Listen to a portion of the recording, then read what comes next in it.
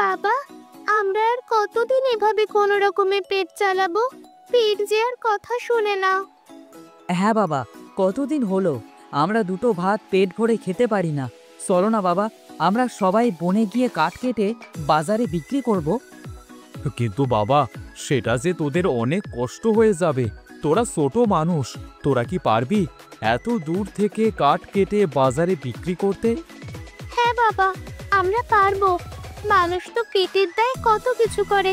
আমরা না হয় একটু কষ্ট করব, তার বেশি তো কিছু নয়। আচ্ছা, তোরা যদি পারিস তাহলে চল, আমরা 3 জন মিলেই কাঠ কেটে আনি।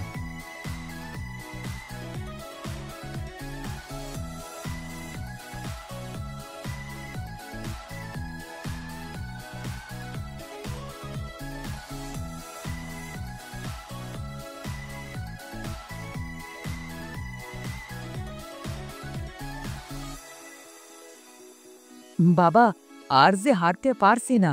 আরো কত দূরে বাবা সেই বন? আর বেশি দূরে নয় বাবা, এই তো আমরা বনের ভিতরে চলে এসেছি।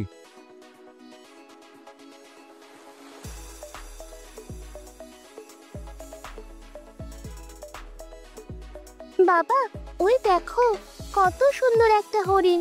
মনে হচ্ছে কিছু একটা খেয়েছে। এর মুখ দিয়ে তো গেজা বের হচ্ছে। হ্যাঁ বাবা, হরিণটা তো মনে হচ্ছে এক্ষুনি মারা যাবে। এসব বনের প্রাণী, এমনটা হতেই পারে। চল মা, আমাদের আবার তাড়াতাড়ি কাঠ কেটে বাড়ি ফিরতে হবে। মা বাবা, একে আমরা এভাবে ফেলে রেখে যেতে পারি না। তোমার কাছে বোতলে যে পানিটুকু আছে ওটা দাও। হরিণটা হয়তো পানি খেলে একটু সুস্থ হয়ে যাবে। কিন্তু আমাদের যে পানির দরকার হবে মা, এই গভীর বনে পানি কোথায় পাবি? বাবা দাও তো, পরেরটা পরে দেখা যাবে।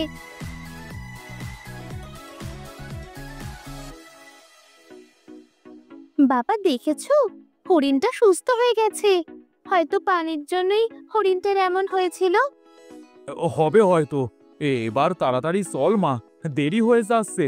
তাড়াতাড়ি না গেলে আমরা যে কাঠ কাটতে পারবো না। হ্যাঁ বাবা, চলো। আমাকে যে এবার যেতে হবে বন্ধু। যদি বেঁচে থাকি আবার দেখা হবে তোমার সাথে।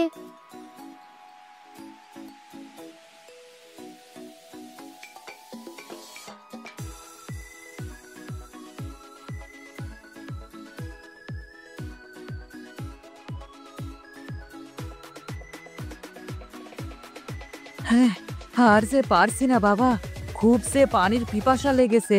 চলো না, কোনো জায়গা থেকে পানি খেয়ে আসি। আমার কথা তো তোরা শুনলি না, সব পানিটুকু নষ্ট করে ফেললি। এখন এই বনের ভিতরে কোন জায়গায় পানি পাবো? চলো না বাবা, একটু সামনে গিয়ে দেখি কোথাও পানি পাওয়া যায় নাকি। হ্যাঁ চল তাহলে, তোদের নিয়ে আর পারি না। আমার কোনো কথা শুনিস না তোরা।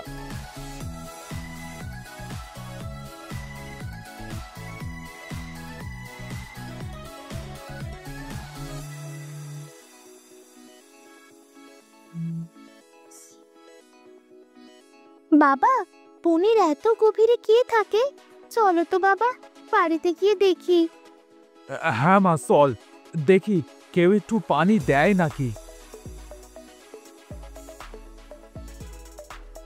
বোন, মনে তো হচ্ছে বাড়িতে কেউ নেই।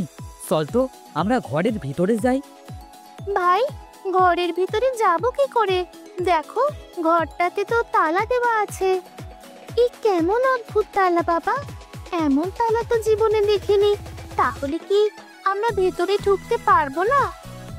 বোন, ওই দেখ, চাবিটা দরজার উপরে। আমি তালাটি খুলছি। বাবা দেখো, এখানে তো অনেকগুলা চাবি। এ কোন চাবিটা এ তালার সেটা বুঝবো কি করে? দেখি তো বাবা, চাবিটা আমার কাছে দে, আমি দেখছি কোন চাবিটা এই তালা। এই দেখ, তোরা তো পেলি না, এই চাবিটাই তালার মতো চিহ্ন। এটাই মনে হয় এই তালার চাবি। হ্যাঁ বাবা, এটাই তো মনে হচ্ছে এই তালার চাবি। তালাটা খোলো তো বাবা।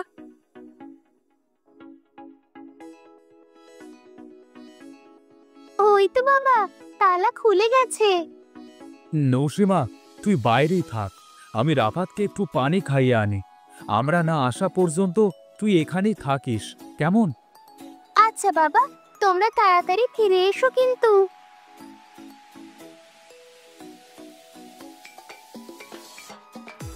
বাবা, ও বাবা, তোমরা কি আমার কথা শুনতে পাচ্ছো? ও বাবা, তোমরা কোথায় গেলে? দরজা কেন আবার তালা লেগে গেল? এটা তো সেই হরিণ। হরিণটা কেন আমার কাছে আসছে? তুমি হরিণ থেকে মানুষ কিভাবে হলে? আমার কিন্তু খুব ভয় করছে। আমাকে ভয় পেও না বন্ধু, আমি যে তোমার উপকার করতে এসেছি। তুমি আমাকে যদি পানি দিয়ে সাহায্য না করতে, আমি তো মরেই যেতাম। তুমি যে আমাকে বন্ধু মনে করে উপকার করতে এসেছো, এটাই আমার কাছে অনেক বেশি বন্ধু। তুমি আমাকে কি উপকার করবে বন্ধু? তোমার বাবা আর ভাই তো ওই ঘরের ভিতরে প্রবেশ করেছে। তারা ওইখান থেকে আর কখনোই ফিরে আসবে না। এটা তুমি কি বলছো বন্ধু? তাহলে আমার বাবা ভাই কি আর কখনোই ফিরে আসবে না? এই পর্যন্ত ওই ঘরে অনেক মানুষ গেছে, কিন্তু কেউই আর ফিরে আসেনি। তবে তারা আবার ফিরে আসতে পারে। ফিরে আসবে? সত্যি বলছো? হ্যাঁ, সত্যি। তবে তোমাকে অনেক কষ্ট করতে হবে। আমি ওদের জন্য যে কোনো কষ্ট করতে রাজি আছি। তুমি শুধু আমাকে বলো কিভাবে আমি ওই ঘরের ভিতরে সবাইকে বাঁচাতে পারবো। বনের শেষ মাথায় একটা নদী আছে। সেই নদী তোমাকে পার হতে হবে।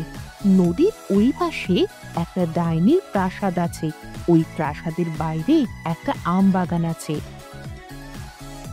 ওই আম বাগানে আমি কি করতে যাব? ওই আম বাগানের ভিতরে একটা নারকেল গাছ আছে। নারকেল গাছের দক্ষিণ পাশে গর্ত করবে। ওইখানে একটা বাক্সের ভিতরে ওই অদ্ভুত দরজার চাবি আছে। কিন্তু এই দরজার চাবি তো এখানেও আছে। এই চাবিটা মায়ার চাবি। এই চাবি দ্বারা কেউ ওই ঘরে গেলে সে আটকে যাবে। আর তুমি যদি ডাইনি রাজ্য থেকে ওই চাবিটা আনতে পারো, তবে ওই ঘরটা নিমেষেই ভেঙে যাবে আর ডাইনিটাও মারা যাবে। ওই ঘর ভেঙে গেলে কি ওই ঘর থেকে সবাই মুক্তি পাবে?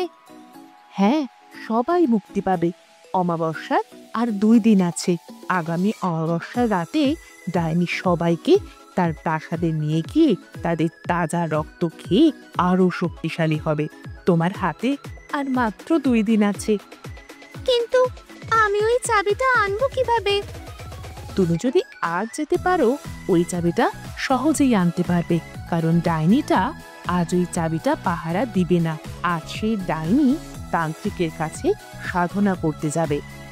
কিন্তু আমি কিভাবে ওই নদী পার হব? আমার যে নদীটা পার হওয়া সম্ভবই নয়।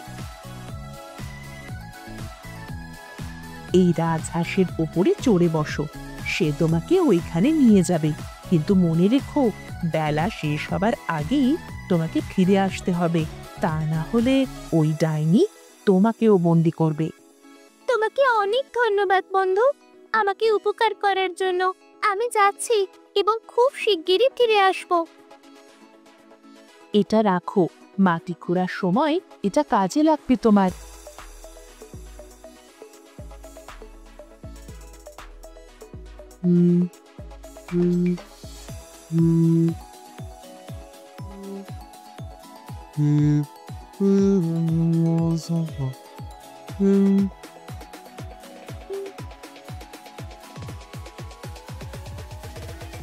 তুমি এখানে দাঁড়াও বন্ধু, আমি খুব তাড়াতাড়ি ফিরে আসবো। তাড়াতাড়ি ফিরে এসো, না হলে ডায়েরিটা আবার ফিরে আসবে।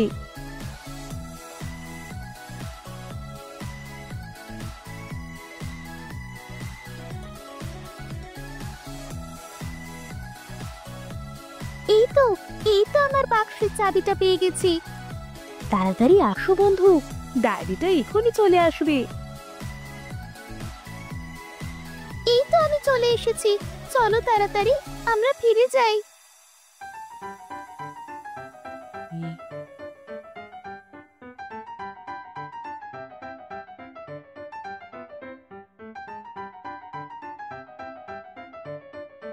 আমি চলে যাচ্ছি বন্ধু, তুমি তাড়াতাড়ি তোমার কাজটি সেরে ফেলো, না হলে ডায়েরিটা এখনই চলে আসবে।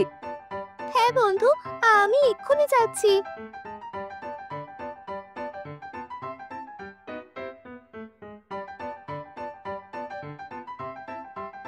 সবাই তাড়াতাড়ি বাইরে বেরিয়ে আসো, না হলে ঘরটা তোমাদের মাথায় পড়বে।